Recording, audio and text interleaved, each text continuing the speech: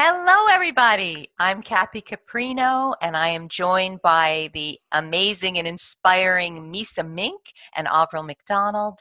And we are the co-hosts of the upcoming women's retreat in Mykonos, Greece, called Light from the Dawn. And we are just so excited about that. And we thought in advance of our retreat that it would be fun and hopefully helpful if we got together, the three of us, in light of the spirit of collaboration and honoring our own unique perspectives about our work with women and what we're seeing about women and their dreams and visions and challenges, that we would just get together for a few minutes and talk about what we're seeing the biggest trends are and share that with you in the hopes that it'll inspire you to step forward and achieve your dream in the biggest way possible. And, I would love to say we have a few spots left for our retreat. So if this really speaks to you and resonates, we'd love to hear from you. Avril is our tour director for the program, so she'll share a little bit more about that. But hello, ladies. How you doing? Hello. Hello. Good. It's nice to be together. So fun. So great fun to be on this call. Yes, so great. So, Avril, anything you'd like to share about Mykonos and the retreat in general? Anything you'd like to share?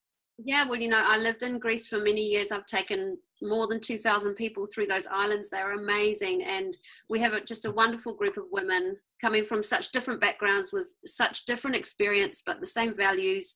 And it's just going to be a wonderful 4-day experience. So I'm super excited to get us all together. And also the women already coming just seem so interesting, and it's going to be great. So I'm really excited. I can't wait to be there and go through those 4 days with everybody. Oh, can't wait. How about you, Miisa? Well, super excited. Absolutely. I think this is a probably quite unique setup that we have here. Very often you see there's a retreat either about just being present and mindfulness and kind of looking at finding your purpose. But here we're actually combining also the action part. So how you actually apply it in your life, in your work, in your career. Right. So we are absolutely combining kind of the being and doing. And I love that. Love that. Yes, so often we here's what we should be doing, but we literally don't know how to go about it.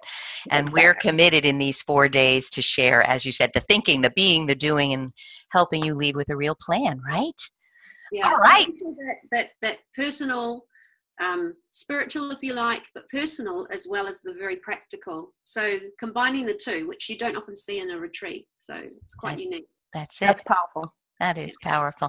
All right. So we came up with 3 questions we wanted to hear from each of us about our perspectives. So let's start it out. Avril, you want to begin? Let me read the question. So what we are thinking of asking each of us is this: from each of our perspectives, what's the top thing that holds women back from living the life they dream of? What do you see, Avril? Well, more, I guess, from my own experience is asking for help. Just the importance of getting help from people and not being afraid to ask for help. So I learned many years ago, probably 20, 25 years ago, through Tony Robbins, who I found at that time, this thing called the science of achievement, which is that within reason, you can pretty much achieve anything you want to in life if you just find someone who's doing it well and ask them for their recipe. And this has worked for me both in managing my anxiety, but also in being able to realize my own dreams and my own potential and tap into it. And it's very much about finding those people. But I think a lot of people just think it's easy to think that everyone knows what they're doing from the beginning, and they see other people in business and they think they just knew how to do it. But everyone has to start from the beginning. No one knows when they first start out, and you can only learn through doing. But asking for help, as long as you can get clear on your values and you come forth with the right intention, then most people actually want to help you. So asking for help and building your networks and actually not being afraid to ask for help, I think, is a big thing that holds people back. And some women that I know just, they have a real problem with asking for help. Yeah, I see that too.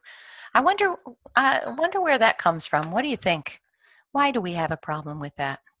I don't actually know. I guess you're the person to ask that. I mean, I'm someone who's just living my dream. So I do have a lot of people that come to me asking for help about how to make things happen, because that's what I find quite easy. But I've never really dug that deep into why that is. I come from a really emotionally secure family.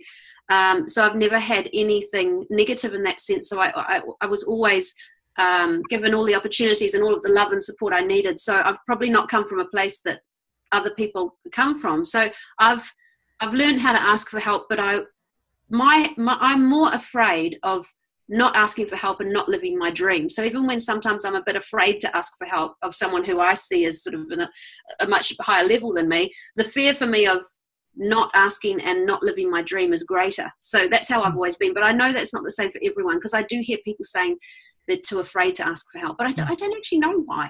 What do you think? I think what I see, Miisa, I didn't mean to interrupt. No, I was just thinking that, and also wanted to build on that. It's very often I see that women want to be seen as they are having it all together, that they know that they have all it in control, and they're very worried showing that actually I don't quite know what I'm doing. I'm not quite sure where I'm going. So it's all of this. It's the fear of taking a risk, the fear of stepping into the unknown, which I see as a big thing holding women back. So kind of this lack of confidence of taking the first step. I think that's 100% right. Exactly. You have to then show that you don't have all the answers. So if you go and ask for help, or you take a first step towards something you haven't done before, whether it's a career change or you want to start your own business, it's exposure. You have to expose yourself and say, listen, I put my hand up. I don't know all of this. And there's something in there that women are very, very afraid to do. Maybe it's because they try to figure out the whole scenario in advance. So if they go for a promotion, they want to be absolutely certain that they can do the job, every possible scenario that might come up in that new job, rather than just thinking, how do I get that job? And then I figure the rest thing out. But I think it's this exposure of, I don't have all the answers. Yeah. It's the vulnerability thing, isn't it? Yes, it is. Yeah. Background has, brought into the forecourt so well. But that's basically it, isn't it, Manny? Yes. I would only add that I think there's some piece of, I'm a loser if I don't know the answer to this. Yeah. They don't understand that no one knows the answers. We're all trying to stumbling along, figuring it out. Yeah. And that not knowing is the sign that you're growing. It's not admitting that you don't know. That's the thing you should be worried about. Yeah, exactly. I must admit, it wasn't until I became a managing director of a company, and I was in the boardroom, and I realized, none of these guys know. Nobody knows what they're doing here. And they don't know. So it was quite... There you go. Most of us don't know. Love it. And Miisa, what do you think is the top thing that holds women back? Well, it's taking this first step. Yeah. So they think they need to know where they're going in order to start taking any steps. Yeah. Whereas it's actually would be enough just to know, okay, where I'm right now is I'm not happy. It's there's something more for me. I'm not quite sure what it is. Something is calling my name, so I have to start going towards that direction. And maybe the direction changes. It doesn't matter. I believe that one step to a wrong direction is better than no steps at all. Because then you're learning. You take that step. Oh, that didn't work. And I don't want this. Then you have more information. As long as you stay stagnant, you get no information. So women are frozen to take the first step. And I love tiny, small steps. That's all it is. And very often it's very small changes you have to make that actually turns the ship. I love it. And what I see often, anyone who's read my story knows, I had an 18-year corporate career, and then I said the heck with it after a lot of crisis, and I became a therapist. But after the master's in launching a therapy practice, I realized therapy is not the end point for me. And I would never say it was a mistake, because I use every minute of it every day. But, at that moment, after 5 years and a master's and an expensive journey, saying, I don't think I want to be a therapist, nobody was really doing a happy dance about that in my house. But so people will say to me, Well, see, I don't want to make a mistake like that. Yeah, but I wouldn't be doing what I'm doing today. Exactly. You're so right. You have to get on that journey so that you can then pivot and pivot and pivot till it really comes together. So if you're afraid of making mistakes, you're afraid of failing, but that means you're not going to get there because the Exactly. failing is the information, right? Failing is the information. And I see it almost as a, like putting things in my backpack. Oh, I've had so many journeys. I've studied companies. I've had ideas. And I'm feeling that now all of that information, everything I've ever put in my backpack, I have it all now with me. And now I'm unstoppable. Oh, that's because I've done all metaphor. Of that. I love it. So, don't keep, you must be filling your backpack with good stuff, and you only get that by taking steps. And then at some point you can let go of what's in there that you're no longer using. Exactly. Right? Every now and again you need to get rid of some stuff. That's a little purging process. Exactly. Some purging here and there, but but also you don't know this in advance what is going to be useful and what is going to be not useful. Then later on you can do that. Love it. Love it. So I don't have much to add except I would say this. So, I'm drawing on being a therapist, having been a corporate executive and coaching and writing on Forbes. And so the top thing I see that holds women back is a bit, we peel the onion, and what I see is many women don't actually believe they're worthy of it. Mm. So they'll look at people having what they think is rocking success. I want to write a book. I want to do a TED Talk. I want to have a children's series. I want to start an amazing entrepreneurial venture in London. And they question, number one, do I even have what it takes? I don't have the training. I don't have the know-how. I don't have the looks. Whatever. They think they don't have it. And I think so many think to themselves, why me? Why do I deserve this? So, that's a deep thing. And the quick thing I want to throw out is, I'm spending a lot of time looking at people's childhood and programming. Where did you get that message that you don't have enough? Where did you get that message that women can't do that? And I have found that when you can identify the root of the very idea that holds you back, then it's easier to let it go, purge, or shift, or revise it. Yeah. But if you're not aware of any of the thoughts or mindsets that you have, you can't change them. So, I guess I'd invite folks to look at the big dream that you have. Do you, in your heart, believe you're worthy of it? Because you are. We're all worthy of anything we can dream of. The question is, will you? Not are you worthy of it, right? I'd like to add to that. I'm a very confident person and I've come from a very emotionally secure place, and I still have those thoughts. So if I come from that sort of place where I have all the support I need and all the support around me right now, I still have those thoughts. So it's very difficult, even when you're a confident person, because I certainly have those thoughts. Every no I get, I have those thoughts. So I think it's a very human thing as well. Very human. And, it prevents us from being a narcissist where we think we can rule the world and, without having any training or whatsoever. So some part of it is healthy that, do I have what it takes? But I think what we're trying to kind of revise is you may not have it in this moment, but you're worthy of having it. And then you have to go out and get the help or get the advice or get the training or whatever. Exactly. Love it. All right, next question. So this is a hard one. If we could offer just one strategy to help address that key block we're talking about that we see holding women back, just one thing, what would it be? What would you say, Miisa? Well, I'm going to go back to building on what I just said. So I think all you need is commitment to one step, just one step. What are you going to do today, now, next half an hour, tomorrow, first thing in the morning? What is the positive habit you are going to create that will start shifting the reality? Whether it's a self-belief that you need to tackle first, or whether it's some other actual action points. And I have a lovely story I'd like to share. Yeah. So one of our first Driven One members, absolutely wonderful girl, about 28 years old when she came to the first meeting. She was working for the London Stock Exchange, but she wasn't happy with her job. And she was looking very plain. She had no makeup. She was kind of hunched over, very gray clothing. You know, you wouldn't have noticed her in the room.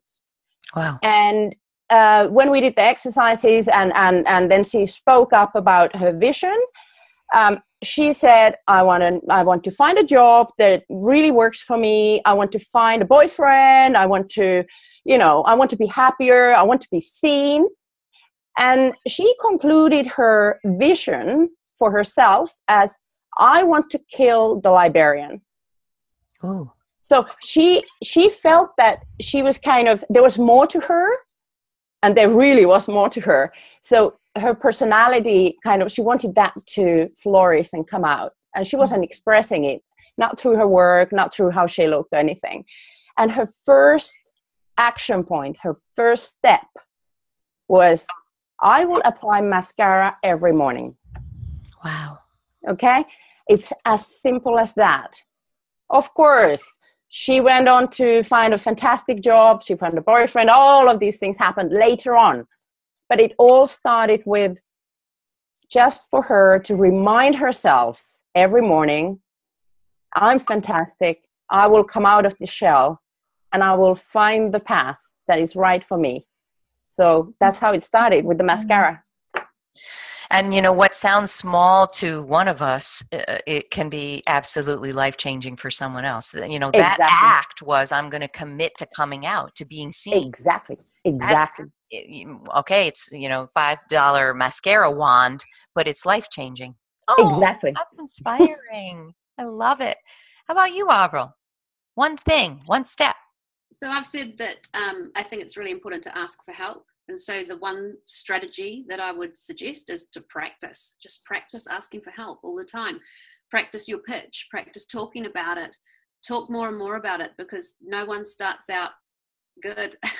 You have to start to get better, and you have to practice to find your voice. And it takes a long, long time. I've been working for 7 years on Feel Brave, and I'm only just now at tipping point of taking it to the whole next level. But I have practiced and practiced. I've practiced everything, but asking for help. And I love this saying, if you knock on a door and it doesn't open, it's just not your door. Some people, you ask and they don't help you. Not many people do that, to be honest. But when they have, and I've felt a bit, I just wow. It's just not my door. So practice. Not my door. Oh, that's simple. So, of course, everything I share is a lot of words. So I'm gonna work hard to keep it down. But I do have a 5-step model for change that I take all my clients through. But I'm going to choose the one first step that I think is so many people are not doing, and that is step back for an empowered perspective of who you are. So here's what I mean by that. So often when we don't like our situation, or we're coming off a toxic corporate job, or we're trying to run away from no work-life balance, and often our confidence is rocked, and we're only looking, I say humans love to look only at the tip of their nose, what's at the tip of their nose. So they'll be looking at how they didn't succeed in a particular situation, but they've forgotten everything they've ever been before that. So to me, what we need to do before we do a thing is to step back and answer quite a number of important questions about every job we've ever had, what we loved, what we hated, what we never want to do again, and what we want to bring forward, and our standards of integrity. Those things now we're not going to negotiate on, and our values, and who do we admire, and what are those dreams for our legacy in life. And I think when we step back and answer those questions, we start to see ourselves as so much more than just the outcome of this particular situation. We see what we've come into the world to be.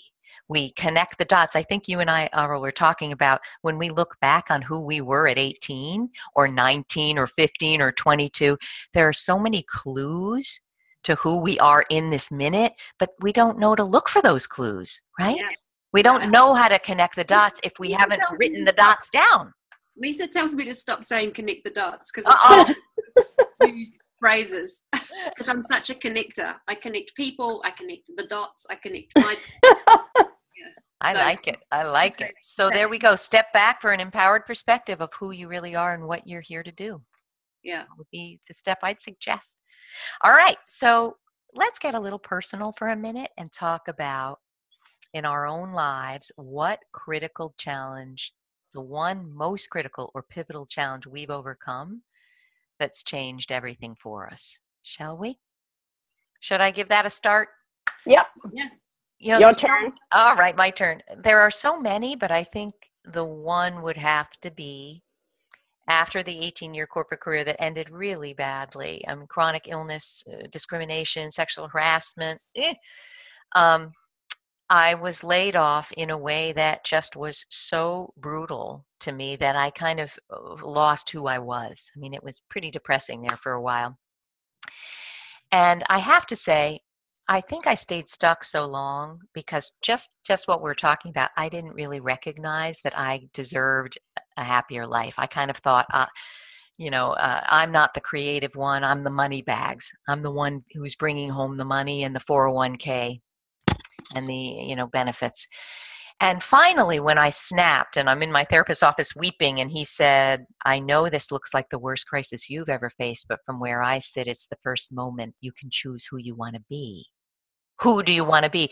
All I could think of, talk about small little step, was, I want to help people. I want to be you. And we laughed.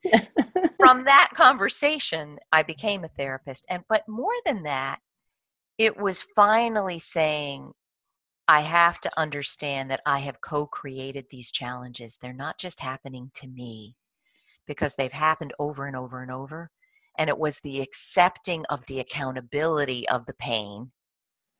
And I think once I did that and said, let me pursue something that my heart makes sense to my heart, even though I don't understand it financially, it was that allowed me to get on this path of believing I could do something that would make a difference and loving it.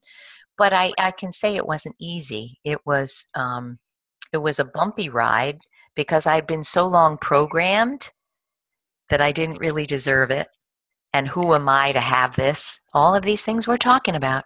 But I would say that that's the one challenge that I overcame, accepting that I did deserve it, that I'm capable of it, and letting go that a beautiful life is for someone else.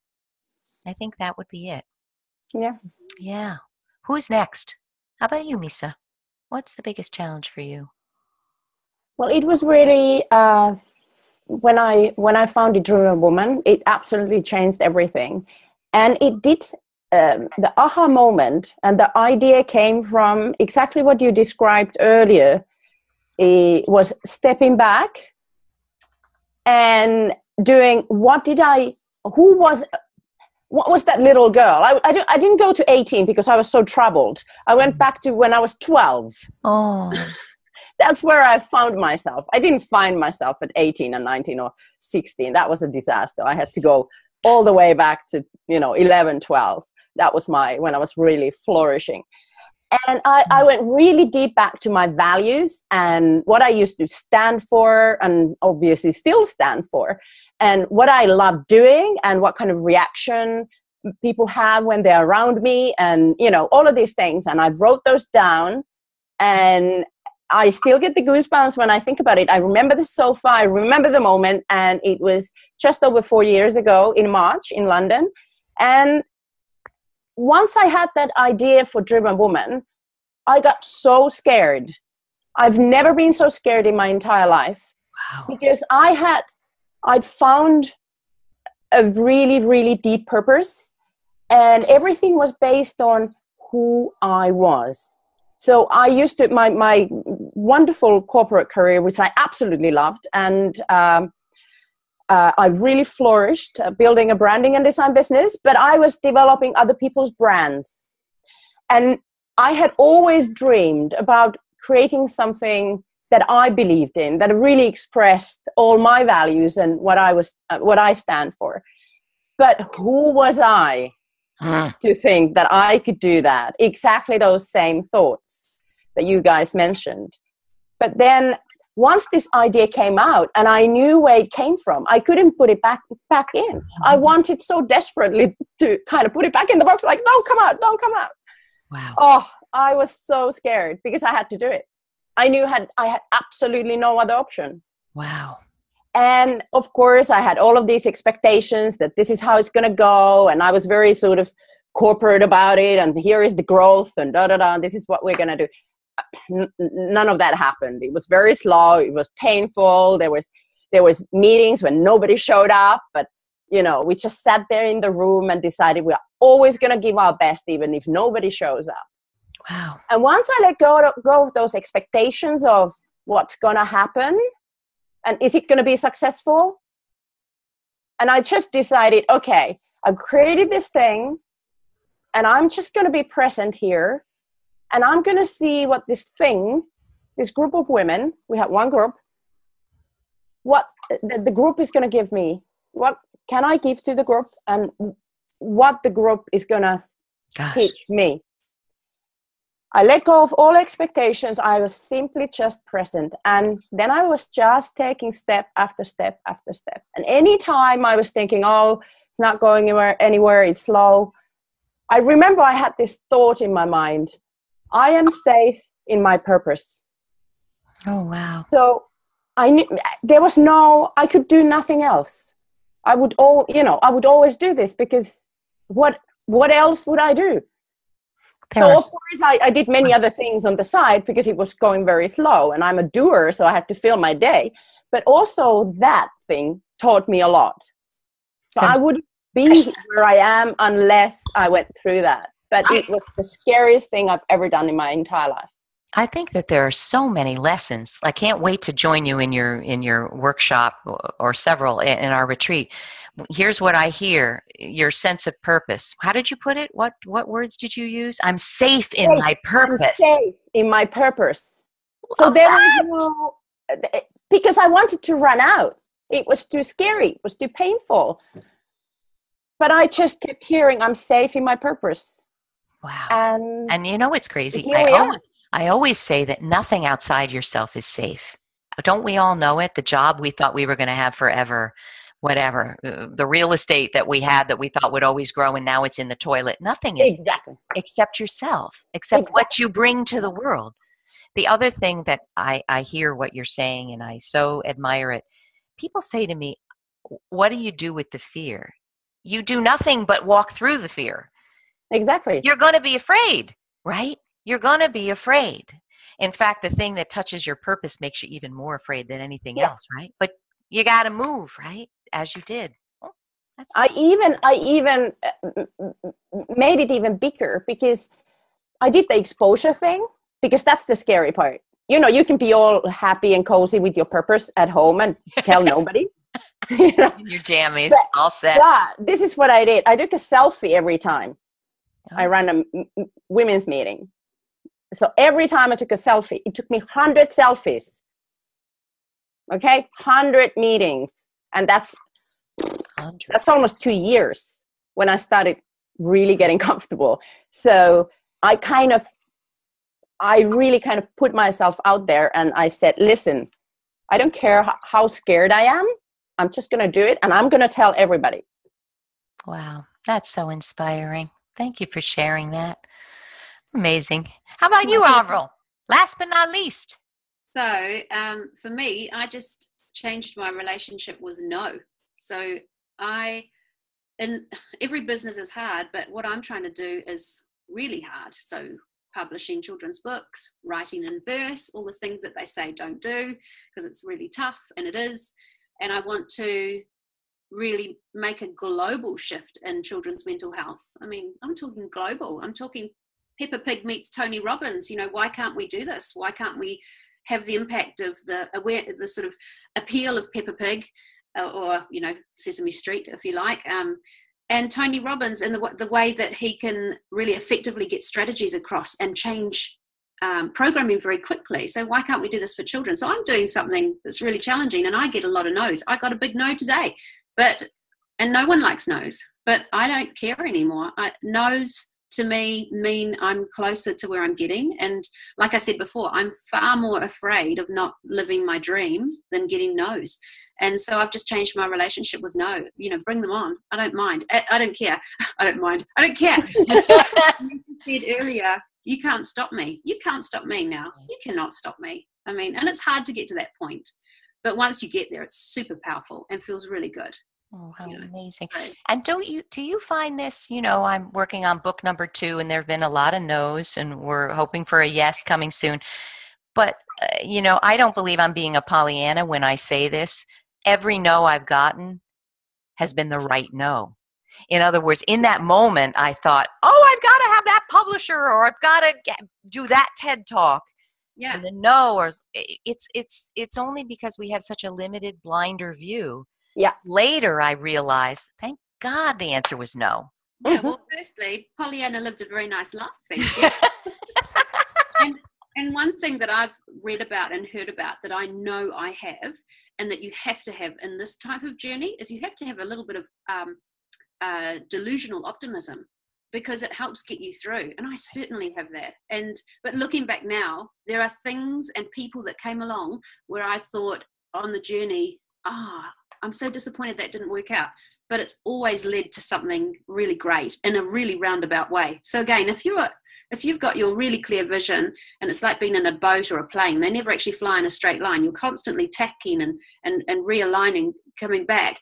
And as long as your vision is strong, then you will get there. But the more you change your relationship with no and see it, again, talking about failure, not as a failure, but as a step towards the right direction, or the step towards your yes. And so many entrepreneurs that are successful talk about this. I've seen this so many times. There's very successful digital gaming companies that constantly have at least 10 games out there for the one that will work. And I could say weekly I have 10 pitches out there or 10 requests to do something, and maybe one will come off. It's probably more than that. It's probably about 50 and I might get one. But they're the numbers. That's how it works. And the more you get over that, the closer you'll get. What amazing advice. Well, everyone, I can't thank you enough for taking the time. I can tell how much fun we're going to have.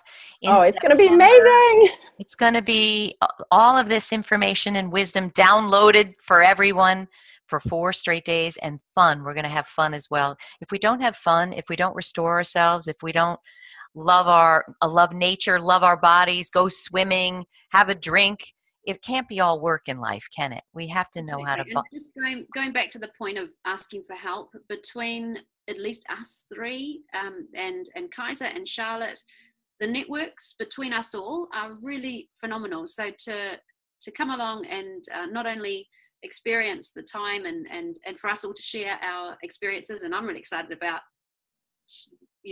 seeing what you guys have to say and your sessions as well, is that there's just so many great networks that are going to open up from our own existing networks and from those that are joining us already. So it's going to be really great, and we still have a couple of spaces left, so hopefully we'll get amazing people coming all over the world. Yeah, it's incredible, from Australia, Switzerland, US, everywhere.